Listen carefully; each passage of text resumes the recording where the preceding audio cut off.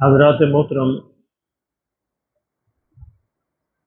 ہمارے معاشرے میں، ہمارے گھروں میں، ہمارے اداروں میں، ہماری حکومتوں میں، ہماری سوسائٹی میں ہر جگہ ایک رویہ ہے، ایک مسئلہ ہے جو ہمیں درپیش رہتا ہے،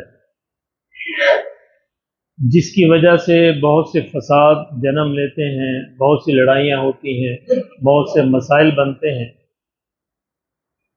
اس کی بنیاد میں، اس کے پس منظر میں ایک رویہ ہوتا ہے۔ آج ہم اس رویے کو سمجھنے کی کوشش کرتے ہیں۔ وہ رویہ کیا ہوتا ہے کہ ہم لوگوں سے اپنی بات منوانا چاہتے ہیں، پہنچانا نہیں چاہتے، یعنی صرف پہنچانے پر اکتفا نہیں کرتے، بلکہ ہم چاہتے ہیں کہ لوگ ہماری بات مانیں۔ اب یہ ممکن نہیں ہوتا۔ اللہ نے ہر انسان کو عقل دی ہے، ہر انسان کا اپنا مزاج ہے، اپنے حالات ہیں، وہ اپنے اپنے مزاج، اپنے اپنی عقل کے مطابق ہی وہ بات کو قبول کرے گا۔ ہمارے ذمہ کیا ہے کہ اگر ہم کسی بات کو اچھا سمجھتے ہیں، صحیح سمجھتے ہیں، بہتر سمجھتے ہیں، تو ہم دوسرے کو بتا دیں بس، اور بتانے کے بعد ہماری ذمہ داری پوری ہوگی۔ اچھا، ہم اس سے آگے بڑھتے ہیں، بتانے کے بعد ہم ایک ڈنڈا اٹھا لیتے ہیں اور کہتے ہیں مانتے کیوں نہیں۔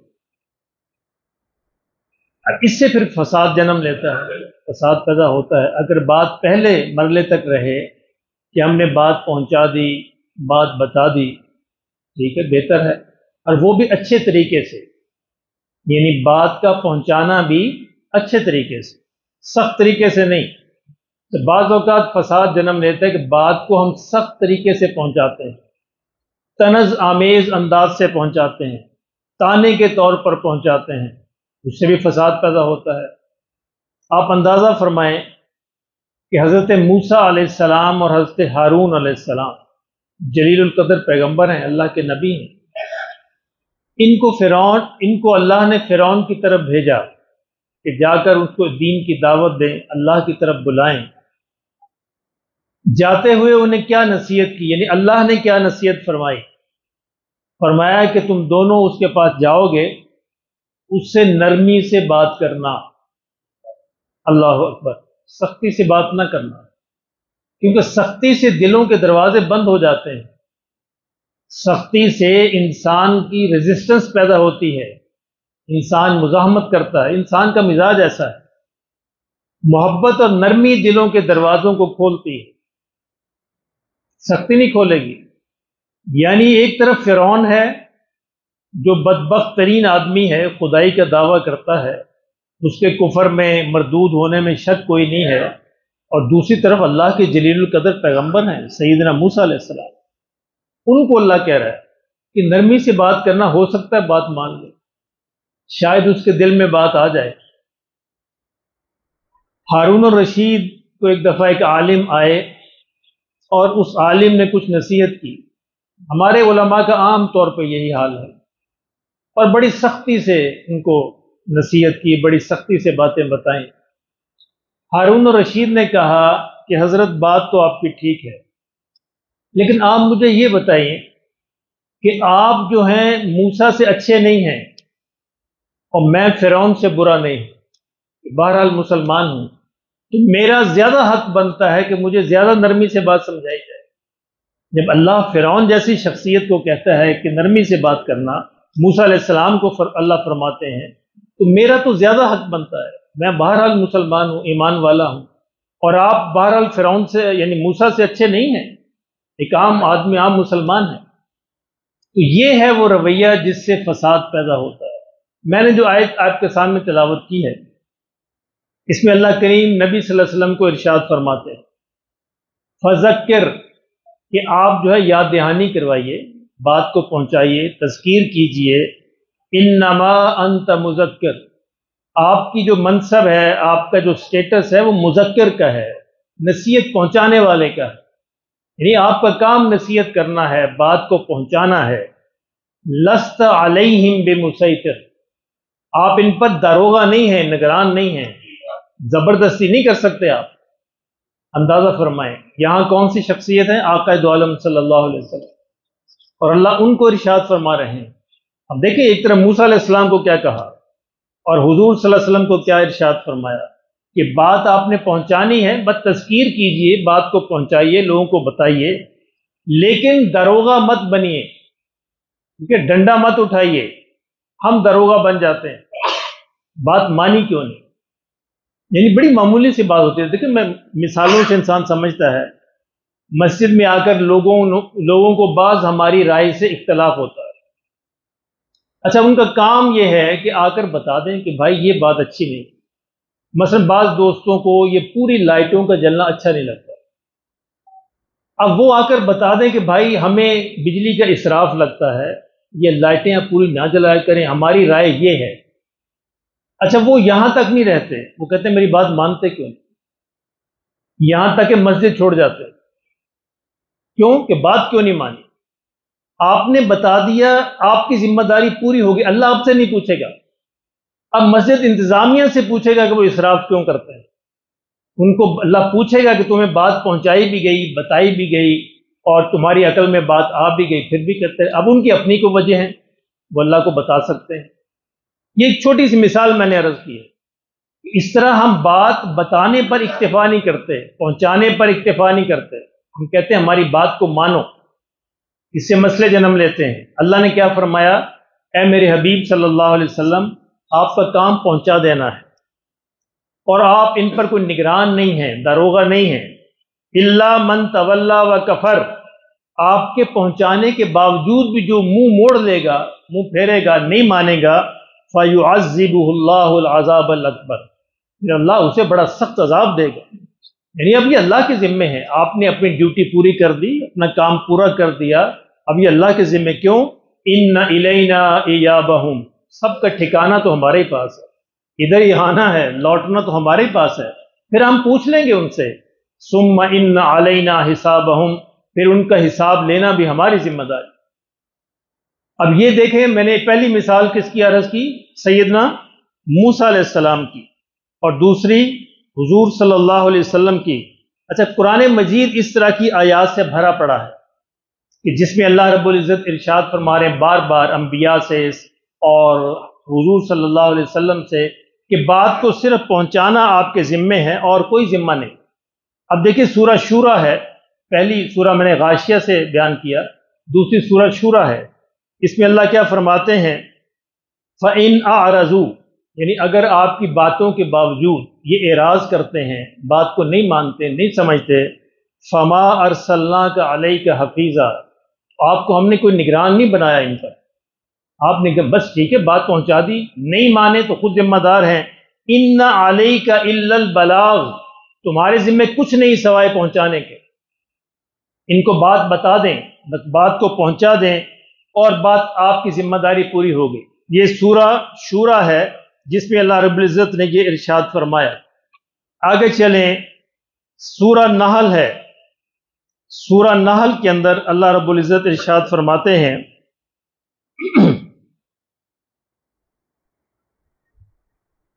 फ़इन तवल्लौ, यानी अगर आपकी बात के बावजूद ये मुंह फेर लेते हैं, फ़इन्नमा अलैकल बलागुल मुबीन, आपके जिम्मे तो वाज़ेह तौर पर पहुंचा देना, वो आपने पहुंचा दिया, आपकी जिम्मेदारी पूरी हो गई। ये सूरह नहल है। इसके बाद देखिए सूरह हूद है। सूरह हूद के अंदर अल्लाह बयान फरमाते हैं, वमन ज़ल्ल फ़इन्नमा यज़िल्लु अलैहा, कि जो अल्लाह के रास्ते से भटकेगा, हिदायत का रास्ता इख्तियार नहीं करेगा, फ़इन्नमा यज़िल्लु अलैहा, तो उसका बोझ उसी पे पड़ेगा, यानी उसका खमियाजा उसी को भुगतना पड़ेगा। वमा अना अलैकुम बिवकील, लोगों सुन लो, मैं तुम पर कोई निगरान नहीं हूं, हाकम नहीं हूं, मेरी बस जिम्मेदारी पूरी हो गई कि मैंने तुम्हें बात पहुंचा दी। ये सिर्फ 4 मिसालें मैंने अर्ज की हैं कुरान मजीद से, और भी बहुत सारी सूरतों में अल्लाह इसी तरह इरशाद फरमाते हैं। और किन को इरशाद फरमाते हैं, पैगंबरों को, अंबिया को। हम तो, हमारी तो हैसियत कोई नहीं, हम तो आम इंसान।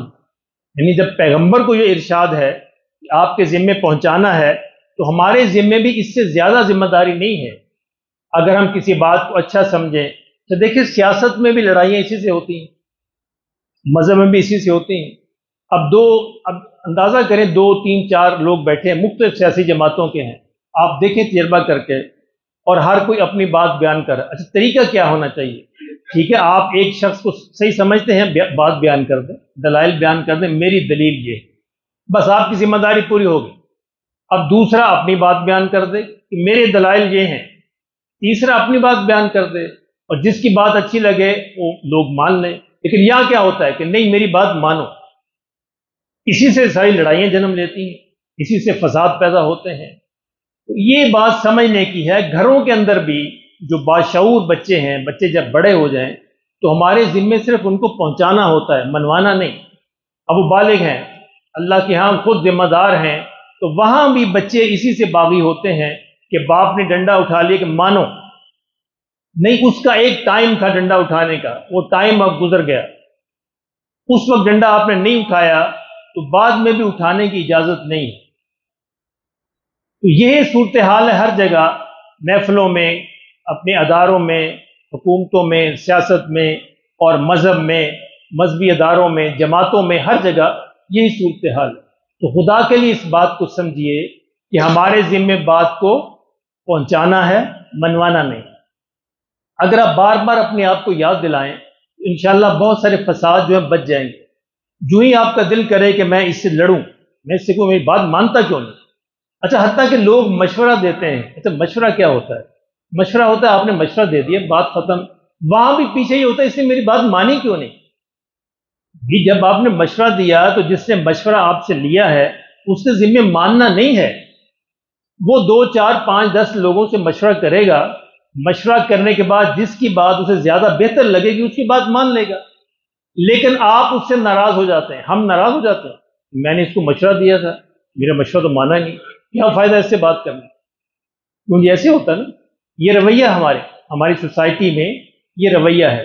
حضور صلی اللہ علیہ وسلم نے ارشاد فرمایا، یعنی آخری خطبہ میں، آخری حج میں آپ نے ارشاد فرمایا، بلغوا عنی ولو آیا، کہ لوگوں اگر مجھ سے کوئی ایک بات بھی تمہیں ملے، ایک بات بھی، تو لوگوں تک پہنچا دو۔ وہاں بھی آپ نے یہ نہیں کہا کہ منواؤ، کہا بلغوا، لوگوں تک پہنچا دو۔ جب پہنچا دیا، آگے ماننا نہ ماننا ان کی ذمہ داری ہے۔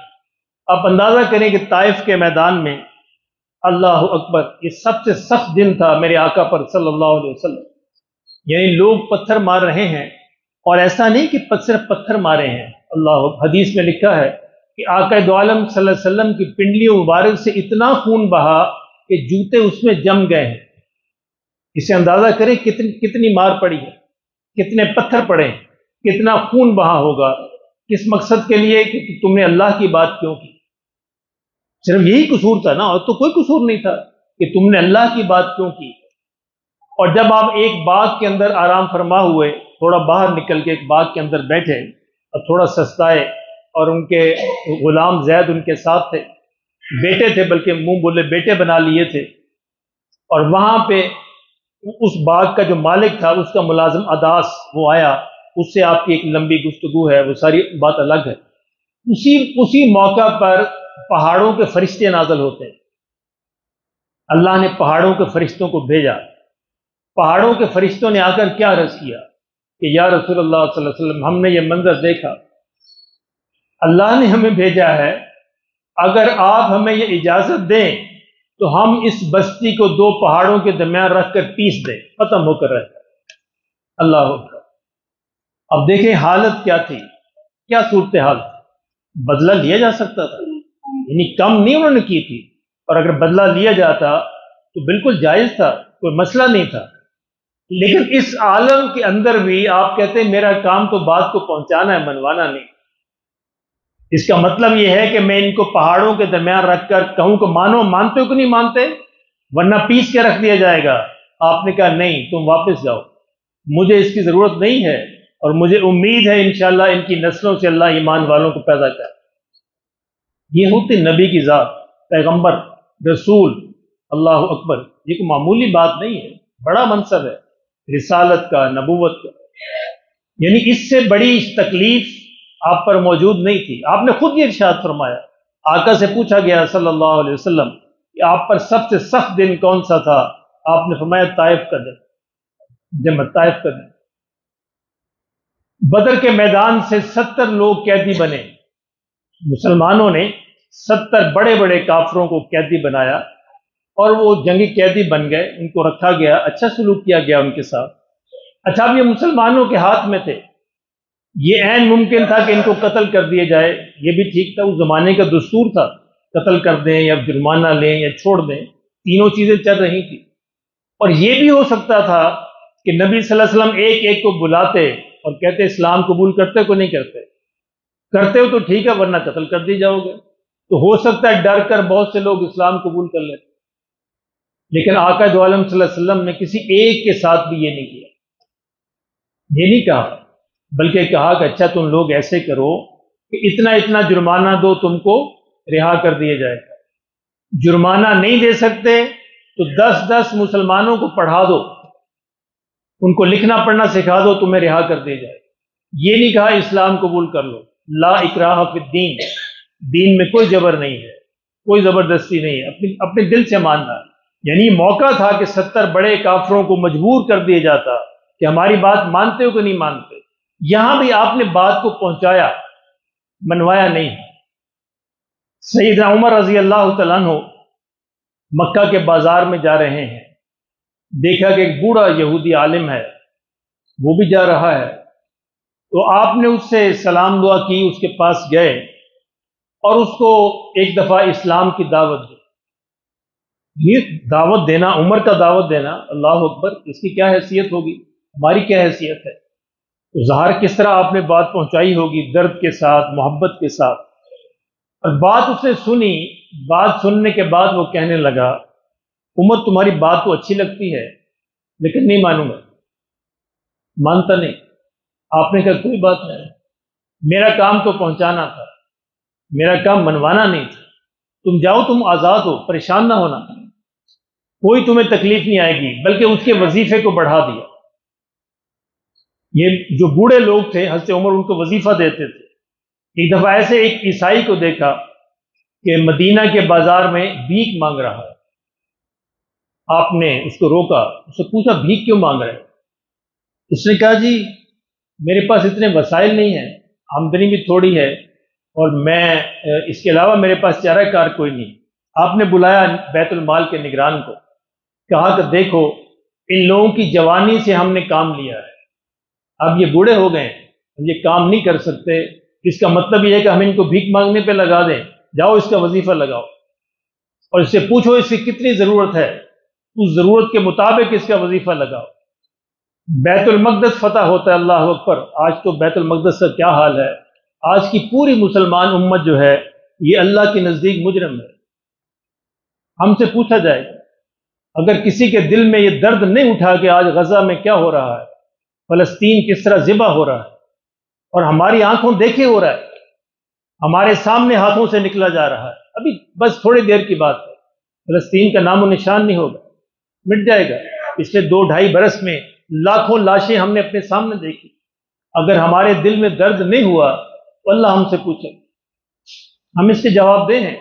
نہیں، ہم آخری درجے پہ کھڑے ہیں نا، آخری درجہ یہ ہم ان کے لیے دعا کریں، ہمارے دل میں درد ہو، اور تو ہم کچھ کر نہیں سکتے، ہمارے ذمہ نہیں ہے، ہمارے اختیار میں صاحب اختیار نہیں ہے، ہمارے پاس وسائل نہیں ہے، لیکن یہ تو ہے کہ ہم رو دیں، اللہ کے حضور ہاتھ اٹھا کے رو دیں، مولا میرے بس میں ہوتا تو یہ نہ ہو، میں وہاں پہ ہوتا تو یہ کرتا، یا اللہ تو ان پہ رحم فرما، یہ تو کر سکتے ہیں۔ یہ صورتحال ہے۔ یہ بیت المقدس سیدنا عمر نے فتح کیا، جب بیت المقدس کو فتح کیا تھا تو لوگوں کو یہ امید تھی کہ اب قتل و غارت ہوگی، اب جو دوسرے لوگ ہیں ان کو ذبح کیا جائے گا، دستور یہی تھا۔ آپ نے سب کو امان دی، نہیں یہ محمد کے غلام ہیں صلی اللہ علیہ وسلم، سب کو امان ہے، حتیٰ کہ کہا سب اپنی اپنی عبادت گاہوں کے اندر بھی ان کو امان ہے، کسی کی عبادت گاہ کو ختم نہیں کیا جائے گا، ان کی عبادت گاہیں موجود رہیں گی اور وہ اپنے دستور کے مطابق وہاں پہ عبادت کر سکیں گے، کسی کے پر ظلم نہیں کیا جائے گا، جبر نہیں کیا جائے گا، اپنے اپنے مذہب کے مطابق سب کوئی آزاد ہے اس پر عمل کرنے۔ یہ وہ بیت المقدس ہے، یہ وہ فلسطین ہے جس پر آج ظلم و جبر ہو رہا ہے، جو ہمارے ہاتھوں سے نکلا جا رہا ہے، اللہ ہمارے حال پر رحم فرما دیں۔ تو میرے محترم دوستو، کہنے کا مقصد صرف یہی تھا کہ یہ ایک سبق اگر ہم اپنے گھروں میں سیکھ لیں، باہر سیکھ لیں، اداروں میں سیکھ لیں، پارٹیوں میں سیکھ لیں، جماعتوں میں سیکھ لیں کہ ہمارے ذمے بات کو پہنچانا ہے، منوانا نہیں ہے، تو انشاءاللہ بہت سارا فساد جو ہے وہ ختم ہو جائے گا۔ سنت ادا فرمائیں۔